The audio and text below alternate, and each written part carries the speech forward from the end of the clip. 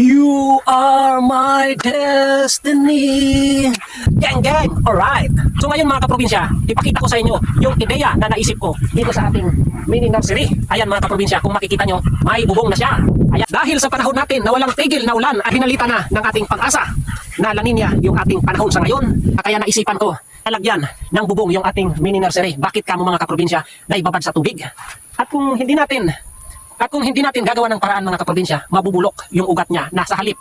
Yun yung patuloy na paglaki niya, nababansot at malulunod mga kaprobinsya ang humpay na pag-ulan dito sa ating area. Kaya naisip ko mga kaprobinsya, yung ideya na naisip ko ay lagyan ng bubong. Yan mga kaprobinsya, yung improvised at temporary na bubong natin na ginawa natin sa ating mini nursery. Nang sa ganun, hindi siya ma-expose sa ulan at mababad at mamatay at malunod mga kaprobinsya. Yun yung aking naisip. Ayan. So pakita ko sa inyo, update ko kayo mga kaprobinsya sa aking punla na talong sili mga kaprobinsya. Ayan, pakita ko sa inyo ng malipitan. Tara. Ayan. Buhay na buhay yung ating punlang talong. Pero napansin ko na may nalunod mga kaprobinsya. Ayan.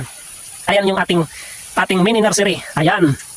May nalunod mga kaprobinsya, kaya inunahan ko na bago pa maubos mga kaprobinsya yung ating punla dito, ay inunahan ko ng lagyan ng bubong. Ayan mga kaprobinsya, yung aking mais. Ayan, may bubong na. Temporaring bubong ng ating mini nursery. Ayan. Ayan mga kaprobinsya. Ayan.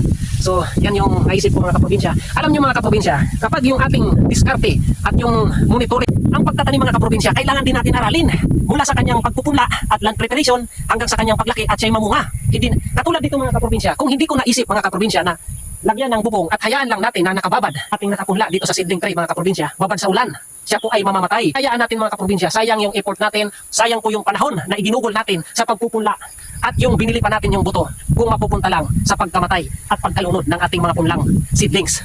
Hindi lang basta tayo nagpunla lang tayo, kailangan mga kaprobinsya, kailangan natin ng diskarte sa pagpupunla mga kaprobinsya. Hindi tayo paulit-ulit na magpunla. Dahil kailangan natin mga kaprobinsya sumabay, pag-aralan ang panahon mga kaprobinsya, dahil yun ang unang-unang kalaban natin, yung panahon mga kaprobinsya. Kailangan tayo ay tumiming sa panahon at gumawa ng remedyo para hindi masira yung mga tanim natin, dahil challenge sa atin talaga yung pagtatanim tuwing tag-ulan, lalo na po La Nina daw, sabi na ng pag-asa. So yun mga kaprobinsya, sa lahat po ng mga probinsyano dyan na Bicolanong Uragon, mabuhay po tayong lahat at saludo po ako sa inyo.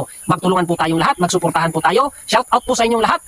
Sa lahat ng mga viewers ko at followers, maraming salamat po sa inyo. Mabuhay po tayong lahat. Buhayin po natin ang mundo ng agrikultura.